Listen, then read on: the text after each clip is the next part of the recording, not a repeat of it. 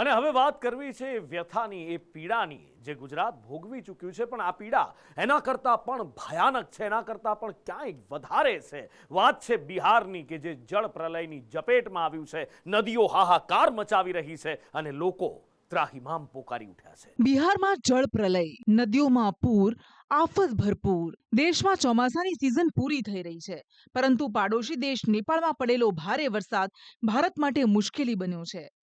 નેપાળમાં પડેલા ભારે વરસાદને કારણે બિહારની નદીઓમાં પૂર આવ્યું છે અને બિહારમાં જળતાંડવ શરૂ થયું છે. બિહારના 16 જિલ્લાની લગભગ 12 લાખ વસ્તી પૂરથી પ્રભાવિત છે. પૂર્ણિયા, સહરસા, સુપોલ, દરભંગામાં સ્થિતિ બેકાબૂ બની છે. આ આફતથી લોકોને ઉગારવા એરફોર્સના હેલિકોપ્ટરની મદદ લેવામાં આવી હતી, પરંતુ મુઝફ્ફરપુરમાં આજે એરફોર્સનું એક હેલિકોપ્ટર ક્રેશ થઈ ગયું. ક્રેશ થયેલું હેલિકોપ્ટર સીતામઢીથી રાહત સામગ્રી લઈને જઈ રહ્યું હતું. હેલિકોપ્ટરમાં સવાર 3 સૈનિક અને 2 પાયલટ સુરક્ષિત છે.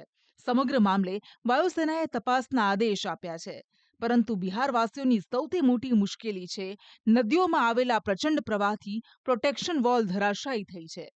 7 જેટલી જગ્યાઓ પર પ્રોટેક્શન વોલ તૂટતા નદીઓના પાણી નવા વિસ્તારોમાં આતંક મચાવી રહ્યા છે.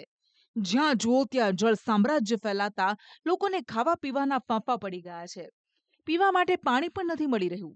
રાહત અને બચાવ કામગીરી માટે એનડીઆરએફ, એસડીઆરએફની 1600 ટીમ ઉતારવામાં આવી છે, જેમણે અત્યાર સુધીમાં 2,26,000 લોકોને સુરક્ષિત જગ્યાએ ખસેડ્યા છે.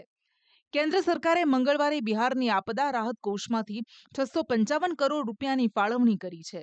આ બધા વચ્ચે બિહારનું વહીવટીતંત્ર સ્થિતિ પર કાબૂ મેળવવાના પ્રયાસ કરી રહ્યું છે. એક દિવસ પહેલા જ બિહારના મુખ્યમંત્રીએ હવાઈ નિરીક્ષણ કરીને સ્થિતિનો તાગ મેળવ્યો. પરંતુ સૌથી મોટો સવાલ એ છે, બિહારની નદીઓને લાગેલા પૂરના શ્રાપનું ક્યારે સ્થાયી સમાધાન નીકળશે? બ્યુરો રિપોર્ટ, સંદેશ ન્યૂઝ.